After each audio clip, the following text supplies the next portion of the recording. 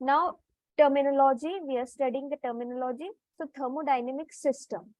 System means वो part universe का जो कि इट इज मतलब जो कि अंडर स्टडी है.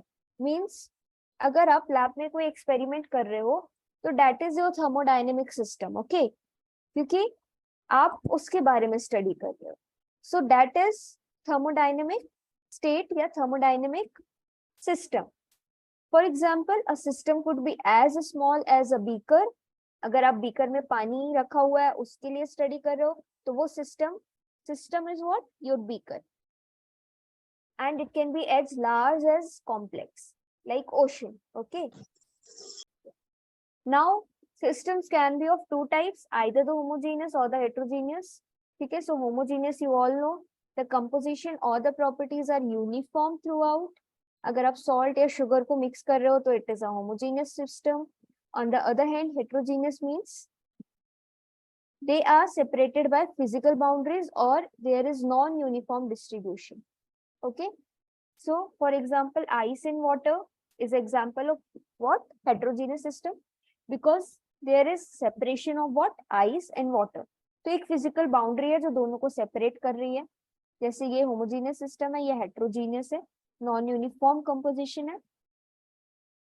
Now system is completed. Surrounding. So other than system के अलावा जो भी बचा it is your surrounding. So other than system, the part of universe constitute the surrounding of the system. The system and its surrounding अगर दोनों को साथ में रखते हैं तो it forms a universe. Of course, है ना. यूनिवर्स में क्या होता है, सिस्टम और सराउंडिंग दोनों होती हैं. सिस्टम हमने पढ़ा कि what is system. System is under study. ठीक है, सिस्टम मतलब जो चीज आप स्टडी कर रहे हो लैब में, that is your system. And surrounding क्या है, अदर देन सिस्टम पूरा लैब आपका सराउंडिंग है.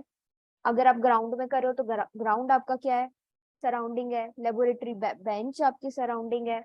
आपके आसपास जो लोग हैं दे आर सराउंडिंग. तो surrounding means other than system. System के अलावा जो भी intensive and intensive.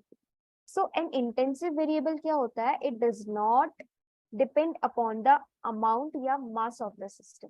That is it is independent of the mass of system.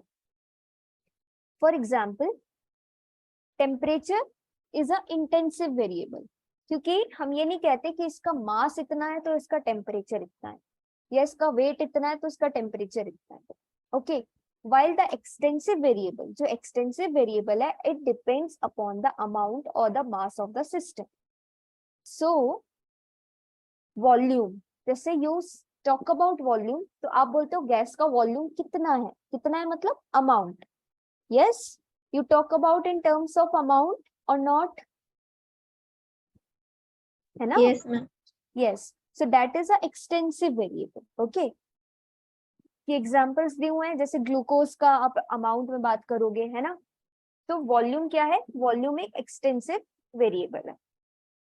It is important to note that the ratio of any two extensive variable, extensive मतलब जो कि mass या amount of substance या system पे depend करते हैं, उनका ratio, it is important to note the ratio of two extensive variable is an intensive variable. For example, density. किस किस का रेशियो है, मास अपॉन वॉल्यूम.